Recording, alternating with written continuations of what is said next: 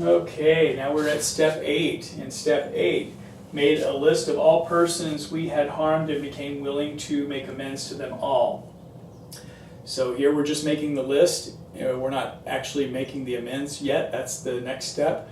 But to prepare yourself for it, this is where you go back into that inventory of what your character defects were that we did earlier, and you should have listed some people that you may have caused harm to that you would need to make amends to. You may have started doing this along the way. I know that I did, is that when I made that list earlier in step 4, that there were some of those that I was able to go to right away before I even got to the step that said I'm supposed to do that. But chances are you still have some unfinished business, and it is important to take care of all that unfinished business and put it in your past instead of carrying it with you into your future.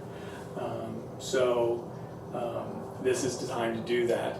I right now have 37 years of recovery, and when I go to meetings, a lot of the people there are not even 37 years old, so they'll point that out, that you have more recovery under your belt than I have years of life, and want to know, well, how did I manage to do that? And that this is basically how I did it, is that I believe that sobriety is not using the drugs, but recovery is not using people.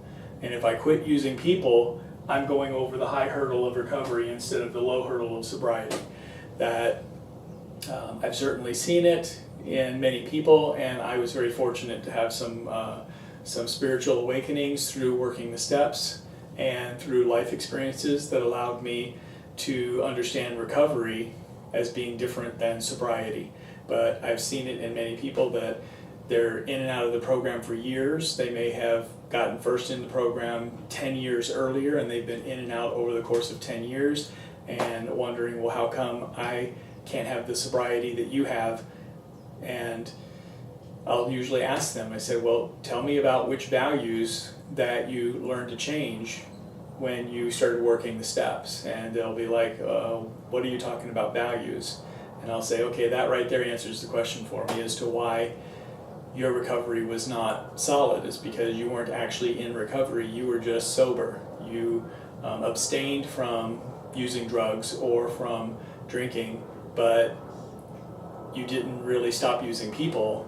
So the guy who is a drunk and he can't hold a job and support his family, he goes home and beats the kids, he cheats on his wife, and he gets into recovery supposedly by not drinking anymore, but he still doesn't hold a job and support his family, he still cheats on his wife, he still beats his kids, does not have recovery, because recovery is about changing your values so that you stop using people. And that if you don't do that, you're not in recovery, you're just abstaining, and therefore you're a dry drunk. So it's very important at this point in time that you go back and clear up any baggage that may be pulling you back into